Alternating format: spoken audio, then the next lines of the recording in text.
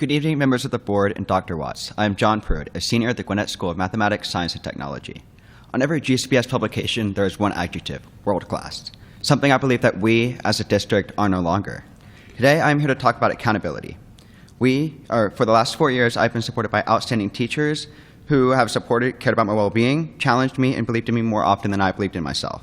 I've had two principals who, despite COVID, have held me to high standards and have made me proud to be a soon-to-be graduate of GCPS. I've had a world-class education, and I am thankful. I am concerned, however, for what I see and hear happening in our GCPS schools, with the institution of policies that remove accountability from students. Many schools no longer enforce due dates, establish attendance expectations for students, or effectively manage student behaviors. This is a message that tells students that pretty much everything, from showing up at school to being respectful to their peers or teachers, and even turning in assignments, are simply optional. This is frankly underestimating our resilience, our ability to persevere. I understand teachers being told to give grace, an extra day or two for a student to turn in work if something came up or if they had a tough day. But now, in many GCPS schools, students can turn in work a few days before the semester ends. There are undoubtedly exceptions for those with extenuating circumstances, and I understand that your policy aims at these students.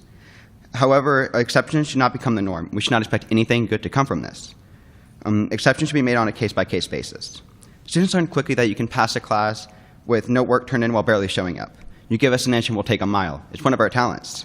But we are doing a huge disservice to students. We cannot expect to become world-class citizens if we don't learn the grit and growth mindsets that come with the failures and stumbling on our learning journeys.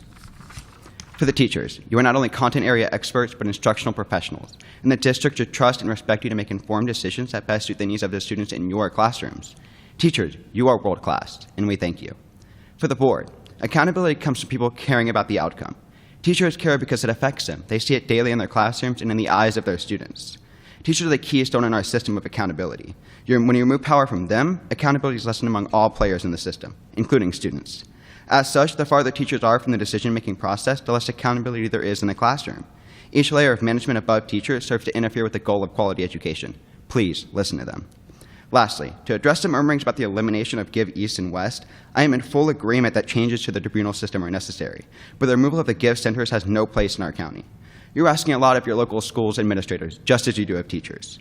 Most schools are not sending students to a tribunal for petty offenses, rather for drug dealing, Title IX violations, and threatening physical harm to students and teachers.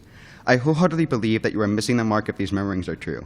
Those who endanger the health and well-being of our students, teachers, administrators, and support staff have no place in our school buildings, even in ISS rooms. GIVE provides all of our students, even our offenders, the structure and safety they deserve in GCPS schools.